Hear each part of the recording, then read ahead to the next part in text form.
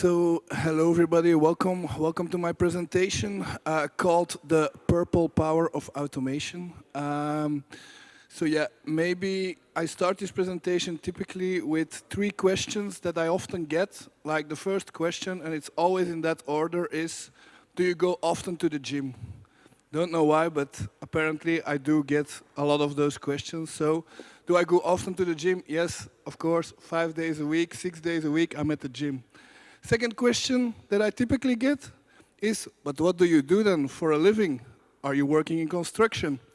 Well, no, actually, I'm a cybersecurity expert. And then they are already questioning like, whoa, a lot of work, 5, 6 days in the gym. How do you manage it? Do you even have a family? Yes, I have a family, I have a wife, I have a 7-year-old son, I have 2 dogs. So how do I manage it? It's my secret, but automation is one of the things you can use to actually outsource a little bit of your work.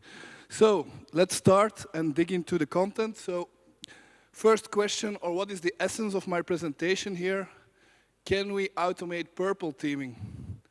I can give you a very short presentation on this. The answer is yes. So for everybody that was looking for the answer, this is actually the answer. So you can enjoy the rest of your afternoon if you want.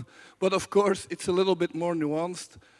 So we have, or within this presentation, I'm going to talk a little bit more about, first of all, what is purple teaming. So who knows purple teaming?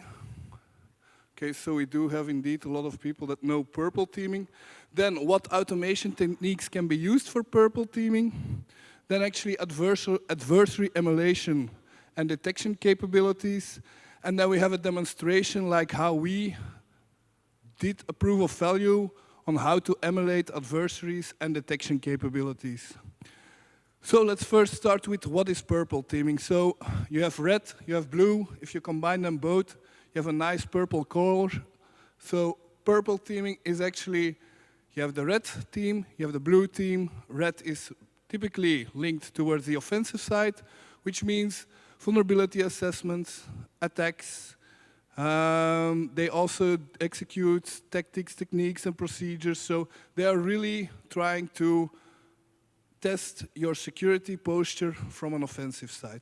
The blue team, on the other hand, they are trying to defend your organization. So what they are going to do is they're going to look into the logs, they are going to enable security monitoring, they are going to implement more defenses to actually stop the red team from compromising your environment. Now, red team wouldn't exist without the blue team wouldn't exist without the red team. Why? Because they all have a common goal, which we call then now purple teaming. Purple teaming is typically very hardly linked towards detect. So it's a common goal, it's business driven. It's like, look, I want to know how good my organization is in detecting certain attacks. Those are some of the critical components within my environment. How can I attack them, but also how can I detect those attacks? Based on those 2 things, you will improve your security posture and you will actually detect more and more and more and more. Now, of course, you have those single assignments, the single engagements, which is purple teaming. We typically see it, or we also do it every year, like one purple team where we state, look, we now need to do these attack scenarios and let's perform the purple team together with the red and the blue team and let's combine this engagement. But you also have the more operational part. Security automation becomes really important in the operational part. Why? Because there you want to continuously assess and improve your security posture from your environment. So if that's a little bit clear, then maybe why do we want to automate? Well, typically we have the same challenges within IT security, cybersecurity, but the first challenge we have nowadays is finding resources. Gartner estimated in 2019 that we will have a shortage of 2 million cybersecurity experts. And it's even increasing now with the whole working from home spectrum.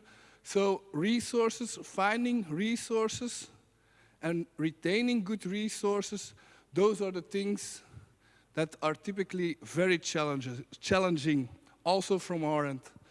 So what can we do there? Well, related to automation, we can, for example, try to automate some of those commodity tasks, some of those things. Imagine you have like, you want to become the next cybersecurity expert. Are you going to, the whole day long, replying on phishing emails and analyzing phishing emails manually? Well, in the beginning, probably that's a good exercise. That's something you want to do. That's something you want to analyze. But in the end, you don't want to do that continuously. So if you can repeat those steps, well, you are already automating certain things. Next challenge is tools.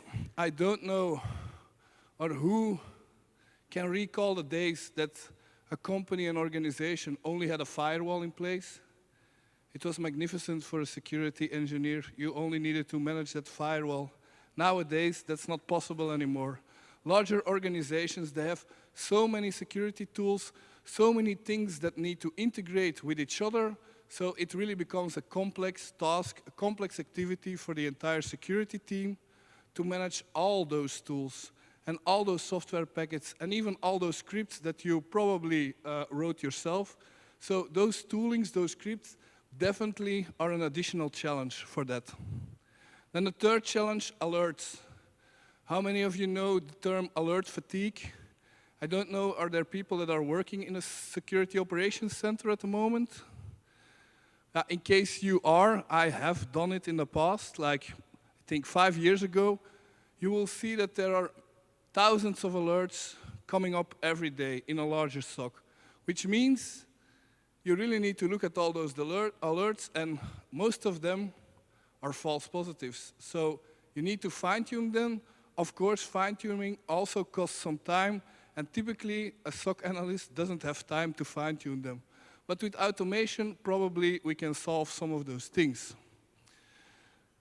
Then another challenge, the fourth one, static. If you, for example, have a new threat, if you have a new zero-day, like, for example, the new one from Microsoft Word, that zero-day that's in Word, how fast can you implement detection capabilities within your current environment? In 95% of the cases, you need to open an IT ticket, then you need to wait on a response from the IT admin, then the IT admin will implement it. It needs to go over a change approval board. So in essence, you are taking a long time there, and to actually detect new threats, you need to be faster, which immediately also goes to the fifth point, which is the speed. The average speed that a cybersecurity incident nowadays is detected, reported by IBM, is 220 days, which is already a lot faster than it used to be, but it's still 220 days. That means 220 days that attackers are within your network or that your network is being compromised, which is a long time to do some bad things. So those are the challenges and those are the things we are trying to solve a little bit with security automation. Now you're probably all wondering, why am I here talking about it? Well, on the next slide, we are developing a new course which is called Purple Team Tactics, Security Automation for Offense and Defense. So typically automation courses are linked towards one specific language or linked towards DevSecOps. But with this course, we really want to use those automation toolings and techniques for offense and defense to actually respond towards the challenges we nowadays have. So just to give you a small overview, and this is really a sneak peek because it's nowhere posted whatsoever, but it will be in the upcoming weeks. We have day 1, which will talk about automation concepts. Day 2 will actually go in depth into automation engineering, where you write your automation scripts and you test some certain techniques to automate certain activities. In day 3, because a lot of the automation stuff, let's call it that way, stuff, is done in cloud environments, we have a dedicated day for how to automate, for example, within Azure, within AWS, within Google Cloud, So those topics are covered there. If we combine all of them and we use those techniques and those tools, we can go to day 4 and day 5, which is automation for offense, a dedicated day on how you can actually automate your offensive activities. And then you have day 6, where you will do it for defensive activities. So for example, incident response, how you can automatically respond to a certain incident. So this is really a sneak peek. This is what the course will entail. And this is also why I now am talking a little bit about the analysis I performed and about the content that we did during the development of that course. Another interesting resource is the purple teaming poster. There are already, so the link is on there, there are already some automation tooling or automation techniques in there. So it's a free resource. Feel free to download it. We made it together, and Viso, together with SANS, to actually talk more about purple teaming and APTs, sorry. So, what are some of those automation techniques? If you see those 4 components, you first have configuration management tools. Remember the days when you had like 5 servers to manage, and then a vulnerability was there, you needed to update or patch the system. With 5 servers, it's easy. You just hop onto the server, you patch that vulnerability, and that vulnerability is fixed. Hop to the next one. But if it becomes 1,000 servers, then it's already a more difficult task. You have GPOs, you have your Active Directory, you have your domain where you can push certain things, but those are configuration management tools. Tools that actually can maintain a certain amount of resources. So also from an offensive or defensive side, these things can be used to reconfigure a whole bunch of systems. So configuration management tooling is definitely an important concept to note. Then you have infrastructure as code. I used to be a firewall engineer, so I used to work with an integrator. So it was ordering firewalls, waiting until postal services deliver the firewall, put the firewall in a rack, and then actually configure the firewall there on-site in a dark data center. Nowadays, with virtualized environments, in essence, you don't need that anymore. You can actually code your infrastructure. It's like a program that you code, a functionality that you code, but you can even code your entire network. For example, in AWS, you find a lot of examples online. In AWS, you can code or write a template for your entire environment. Imagine you want to have a QA environment, you want an identical test environment, you can just deploy that code all over the place. So infrastructure as code is something that is very useful, also from offensive and defensive side. Then, if we combine all those tools, we have dedicated toolings for offensive automation, which we will cover in the next slides, and we also have dedicated toolings for defensive automation. So let's first go into the offensive one. So what do we typically see from an offensive side or from an offensive perspective as tooling? We have our breach and attack simulation tools. Anybody know those kind of tools, like, for example, PQs and Attack IQ? So typically, what they are doing, it's dropping an agent on a system, and that agent is going to execute certain attacks, and then is going to say, okay, this is going to be detected, this is successful or not. So the real difference between a breach, attack, and simulation tool and adversary emulation is, with an adversary emulation tooling, we are going to really emulate an adversary. So breach and attack simulation tools are really like certain things you perform on a system. Adversary emulation is really like emulating the adversary with all the techniques that you can. Some examples here are Atomic Red Team and Sight, but you have a lot of others. So those things we also use from a red team perspective to actually test our systems and our security. You also have then, but that's already next level, automated infrastructure coding, so infrastructure as code for red teaming. Imagine that you can deploy your servers there and there and there, and you can actually destroy them, redeploy them, destroy them, redeploy them. It's going to be difficult to catch you because you are continuously on the move within a network. So it's actually pretty useful if you have an advanced red team to use those templates that you have directly everything ready and that you can go and hop on that network. So no organization can actually state anymore like, look, you cannot test that network because there's a firewall in between, because if you have a template and you can deploy that infrastructure, you can actually put that infrastructure behind that firewall. Of course, there's a certain risk, so you also need to inform your customers about that one. And then you have chaos engineering. This is really, really next level. I don't know if you know Chaos Monkey, but I really like those guys from Netflix. So they had a dedicated engineering team that actually created like a whole army of monkeys. So Chaos Monkey was one of them. You also had the gorilla one. So to be honest, it's pretty crazy, but what they did is they actually created a tool that will go into their data centers and that will shut down randomly their hosts to actually test their resilience. So that was a security monkey, the chaos monkey. If you then had the gorilla passing by, it will shut down an entire region. So those guys were, you have to be mature, of course, to do those kind of tests. But chaos engineering is definitely an interesting concept. And it's something we can also use from the offensive side to test our resiliency.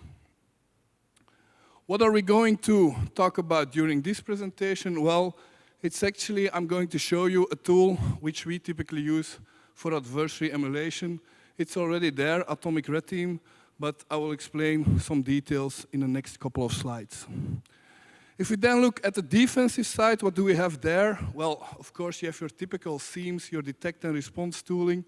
So incident handling, detection, you have Sentinel, you have Elastic SIEM, you have Splunk, you have your on-prem cells, on-prem SIEMs, you have your EDR tooling. So those are already automated things because they are ingesting data, there's logic running on top of them, and they are triggering alerts, which is, in any case, you don't need to do it manually, it's partially automation.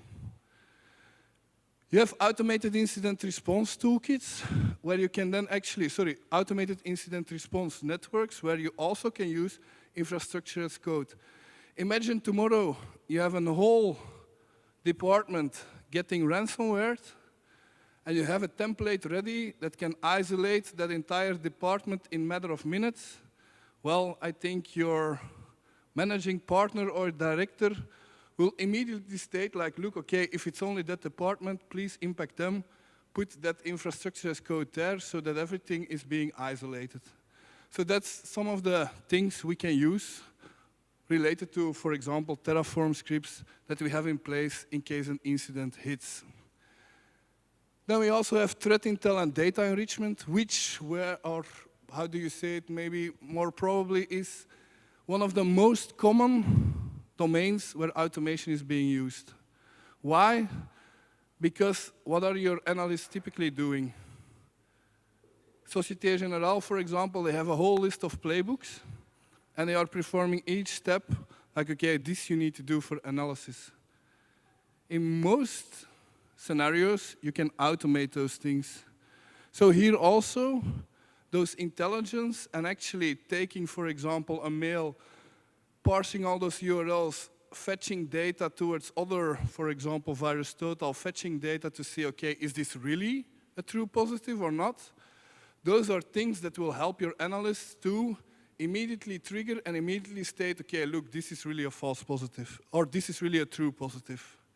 So data enrichment, it's one of the most impactful automation techniques you can use within your environment, because also it's not impacting your environment as such. It's giving you additional information that you otherwise need to do manually yourself. And then we have security orchestration, automation and response, SOAR, like we see on the vendor booths, a lot of people are talking about SOAR. Now for us, we are also using SOAR. We are heavily using SOAR in our own SOC. What is SOAR doing? Well, the orchestration part of SOAR is really powerful because there, imagine something hits on my firewall, something hits on my mail relay, something hits on system B.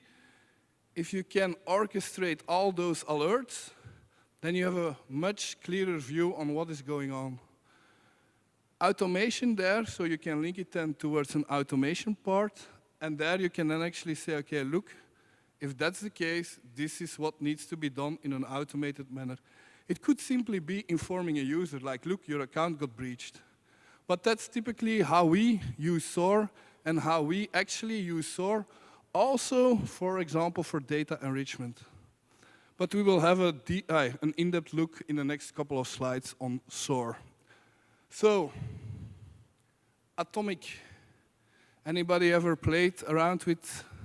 Perfect. So a lot of, we have a couple of people that are already familiar with Atomic Red Team.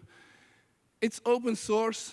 It's developed by Red Canary, and it has a lot of techniques that attackers are using to actually compromise your environment or to test your environment. It's a very useful resource that you can freely download. You can look it up. You can, for example, look up, okay, we will discuss it also in the next slide, but PowerShell, attackers are using PowerShell to do certain things. Well, within Atomic Red Team, you have Atomics, which is actually the library of the tests or the techniques you want to test. But you have Atomics, which are small logical pieces of code or PowerShell scripts or actually the techniques that attackers are using, and you can just run them on, for example, a virtual system to see, is this being detected or not? And we are actually using that also within our adversary emulation. The only downside that you have from Atomics is it's really like a very specific technique. And maybe a lessons learned there also, don't focus on all those techniques because you cannot cover them all and you want to increasingly mature your security posture. So what did we do with Atomic Red Team? Because it was very specific, one technique, one technique, one technique.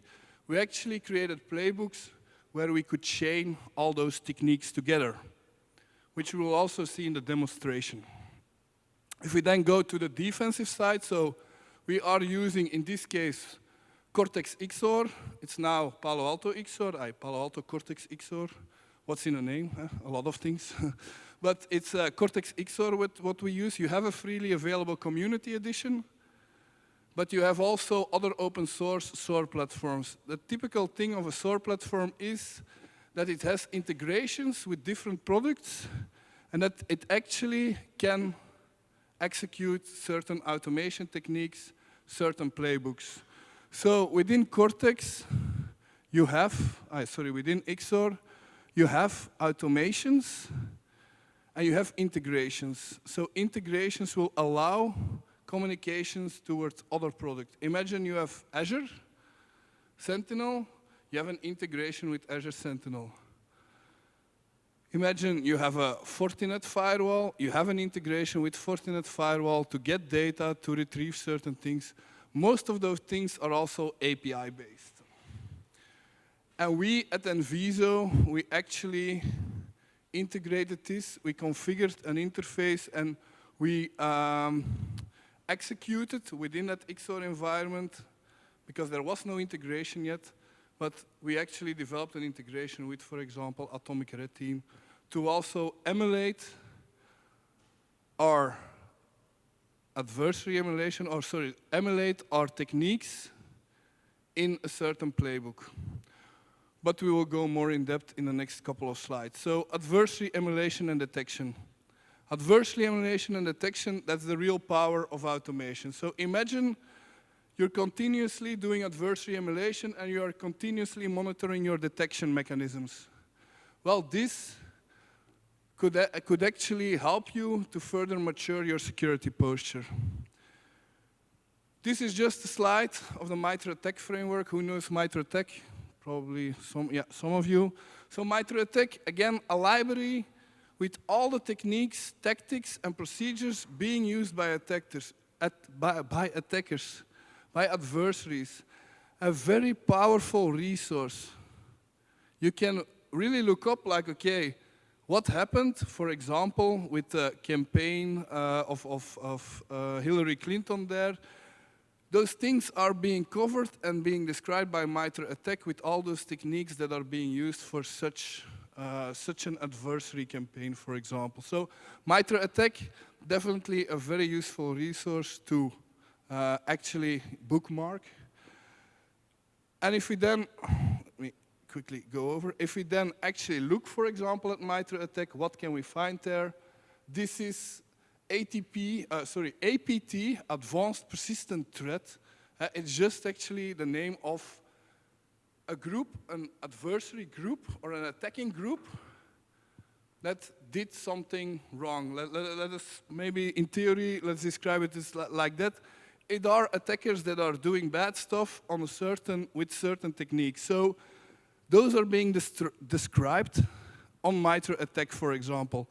What can you find out about APT28? Well, for example, their initial footprint was actually a phishing mail targeting phishing, so spear phishing.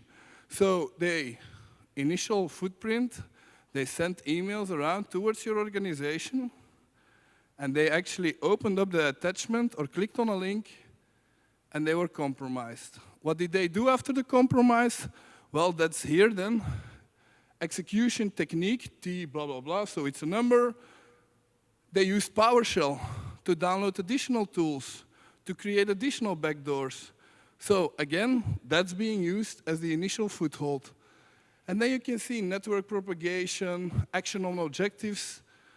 So APT28 was really used during the election campaign of Hillary Clinton to get data. It has been, so it is documented that it was actually a Russian state-sponsored attack, so that people got paid and actually executed these attack patterns on that campaign to get additional data. So what was the action on objectives?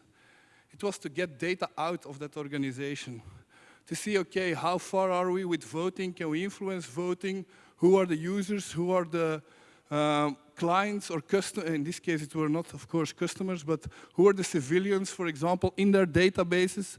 So the action on objectives there was really gathering that data and pushing that data out towards the attackers.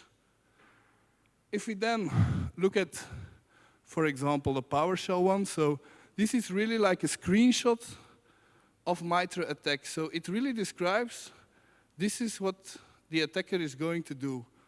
In this case, it's maybe a little bit small to read in the back, but in this case, it will load an external object, and it will try to install that external object.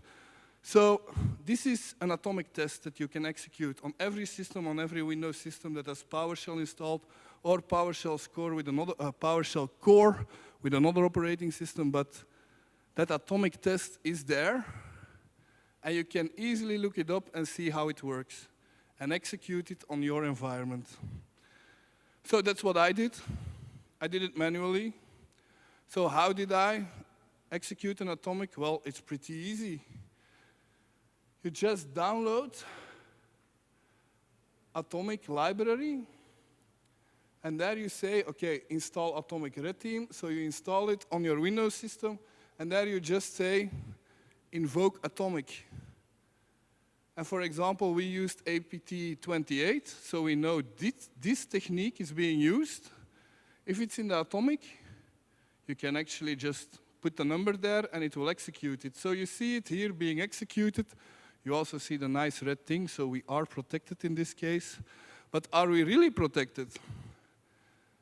What I got was a Windows virus alert stating that I cannot download Bloodhound.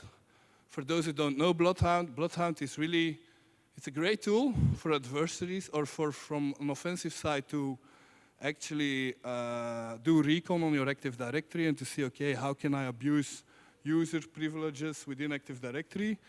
But Windows also know that normally you don't have to run that tool on your system. So For them, it's a malicious tool, so in this case, Windows Defender blocked it. But imagine that I'm going to download another tool over that PowerShell over that PowerShell script. And it's not a malicious tool, or it's not known yet to be malicious, then it will have succeeded. And do I have visibility by default? It's a pretty empty screen.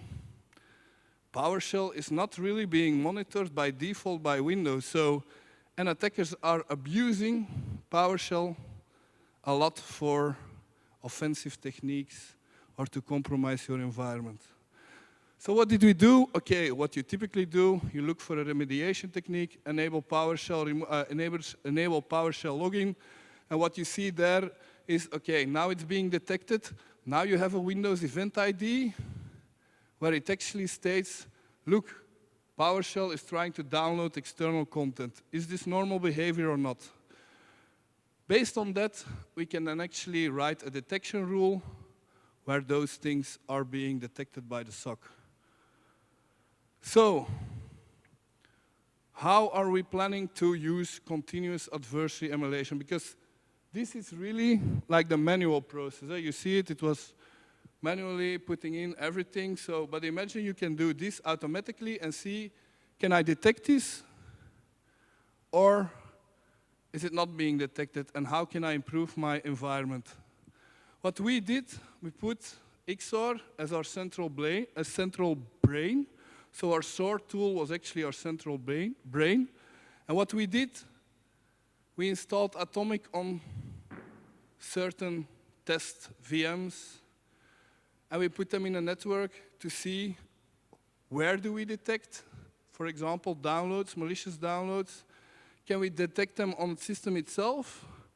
And we also, because it's working via PowerShell remoting, and since Windows, if I'm not mistaken, Windows 2016, PowerShell remoting is enabled by default, you can actually invoke that Atomic with PowerShell remoting on other systems. So in our test scenario, we have those systems. We actually have installed Atomic on those things. So from our central brain, we can actually then start the attack scenario, which is crucial. We need to start it from the central XOR location. Why? Because all our detection capabilities are also coming into that central part, which means we know exactly what we executed from an attack perspective, but we also see on the other side what's coming in from the detection. So we can easily, not really always easily, but we can actually link them together. So this is the demo I'm also going to show you. What is the ideal state? So what is the next step? If we then can actually work together with Terraform and Ansible to automatically improve our environment, to automatically deploy additional hosts for adversary emulations. And then if we have the same principle, we run the PowerShell Atomic and we see that it's not being detected, we could actually launch Ansible to reconfigure all those systems where that PowerShell where that PowerShell command was not detected. We could reconfigure and put on or enable PowerShell logging on those systems with, for example, Ansible, which is a configuration management tool. So, how we abused, because SOAR is actually for incident response and detection, but we actually abused XOR a little bit for this. So we created our own layer. We created our own dashboards for Atomic, but you can, of course, do it on your own, and you have open source toolings where you can do the same. As long as it has API calls, you can automate a lot of things. So in this case, we used XOR, we created our own dashboard, and we could define an emulation campaign. Then, in this case, it's called an incident because it's still an incident response tool. So let's have a look at the demonstration. So this is, and sorry, if you cannot see, you feel free to come up front. But this is actually our main dashboard of XOR. And here you can already see, like, we are executing adversary emulation campaigns. So the techniques are listed there. You see that PowerShell remoting is, PowerShell execution is also there, so the technique we just explained. Let's maybe, for the demo purposes, create a new one. So APT28. It was the advanced persistent threat we explained previously. If you then see a new incident, it's not really an incident, but it's a campaign. The new APT28 is being created. We now just need to select our target hosts. In this case, it are just Windows servers where we can invoke those atomic techniques. So we just click on the button, Start Adversary Emulation, and then it will start executing. Now, this is the interesting part, because normally with atomic, you have one technique, one technique, one technique, one technique, one technique. Here we chain all the techniques together from that APT that we actually found online. So your boss tomorrow says, how resilient are we against those Russian attackers? Well, look up which techniques they use, chain them together, and run it in your environment. So in this case, you see all the techniques. You also saw there is cleanup. So if you want to do it well, you also need to clean up your tools, of course. And there, it's actually the Python code. So we have written it in Python. There is the Python code who will actually execute those atomics with PowerShell remoting on those systems. Here you see already manually search and match incidents. So he knows we are running those techniques. But if he doesn't detect it, well, probably it's somewhere in the logs, but he don't know it by heart. Okay, how can I detect it? So there, you can actually do it manually and say, okay, this log or this alert is being linked towards the technique we just executed. So we just did it there, and we just said, okay, this is the technique we executed. And there you also saw, like, he already matched the PowerShell event, like, okay, it was being executed, but it was also being detected. Just to give you some information on how it works, so this is a playbook. Those are other adversary emulation playbooks we had. This is the APT28. Imagine they are using a new technique. Well, it's actually not that difficult. The technique just needs to be in the atomic library. And if the technique is there, you can just create a new automation, put in the technique number, so that's how we programmed it, that you just filter on the technique number, and it will automatically look it up, like, okay, do I have this technique available? And it will execute it on your systems. And then you can just link it in between, and your new technique is attached there. In case you don't want to test certain techniques, you can just drop them out. So this is how we automated adversary emulation versus detection. Thanks to our SOAR element that is in the middle and that can automate the adversary emulation part, but also from an intake perspective, automate the alert generation and the linking between the technique that was being used and the detection or the log event that he retrieved in those endpoints. From that perspective, that's my demo. That's also a little bit what we are doing. We are continuously trying to develop more and more stuff, also related to the Python libraries we are using. We are looking into how we can share it with the community there also. This is, for example, an exercise we do in the new course, like how you can automate that adversary part, but also the detection part. I think there's still a lot of work to do related to security automation. I think it can definitely assist in covering some challenges. And I'm now available for your questions if there are any questions. So thank you already for your attendance and your attention. And hopefully it was interesting.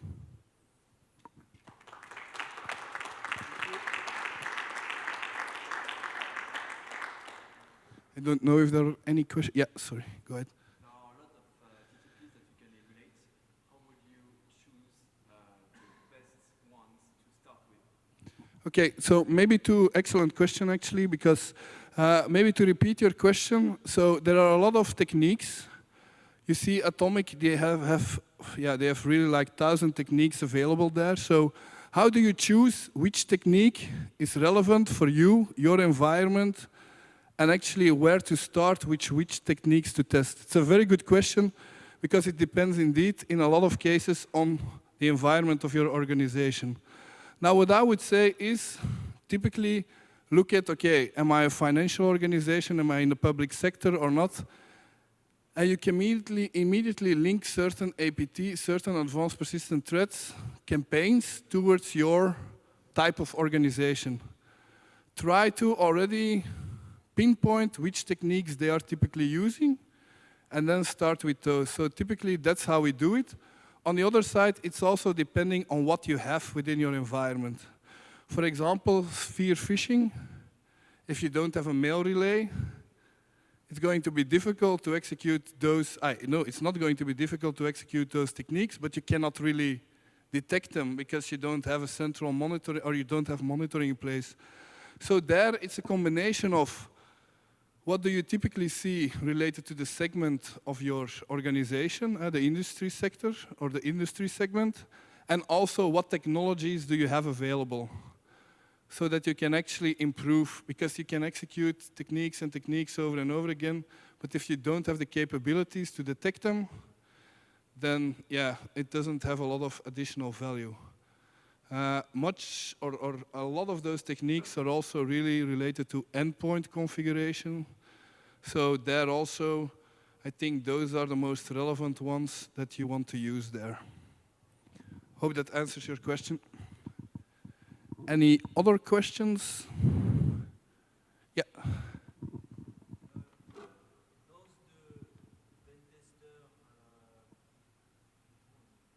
Si tu veux, Oui, oui, j'essaie de comprendre.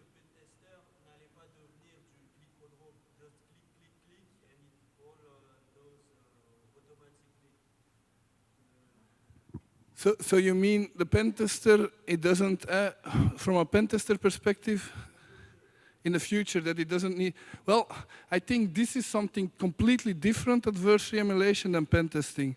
Because pen testing, to be honest, you're going to use, for example, business logic and stuff like that, or how do you say it?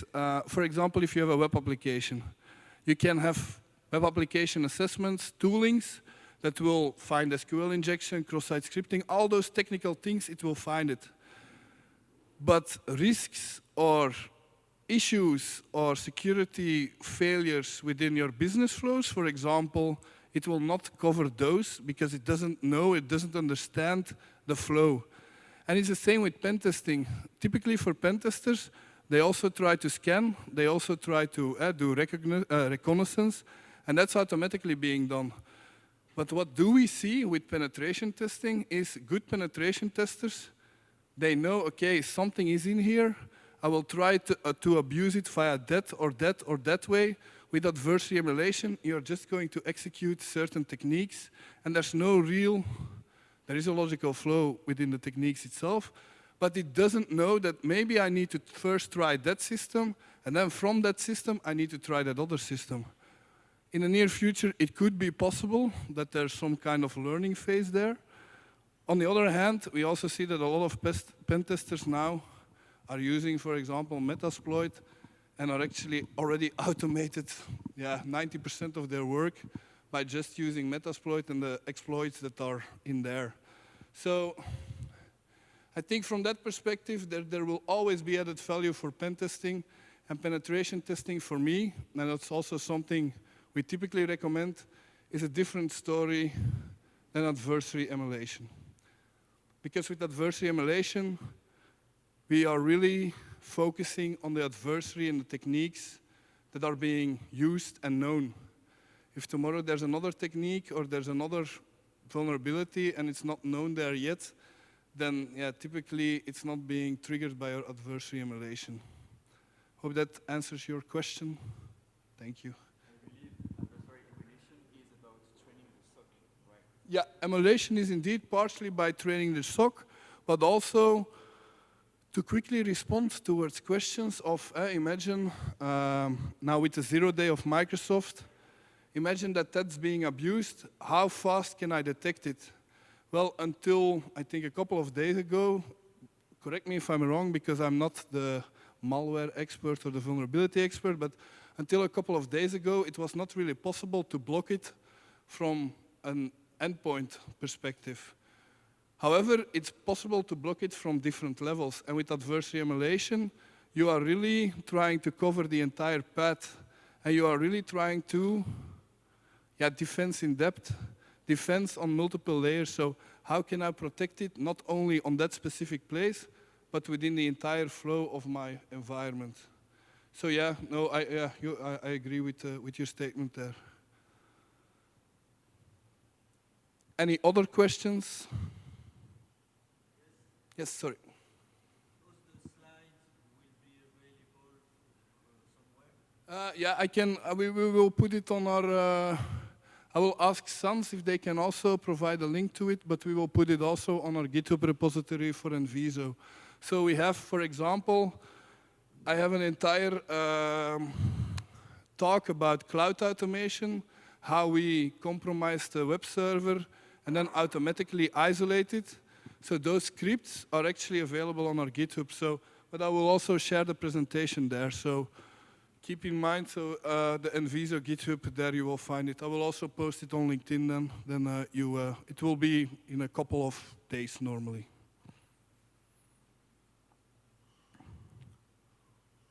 Any other questions? No? Then again, I want to thank you and enjoy the rest of the day.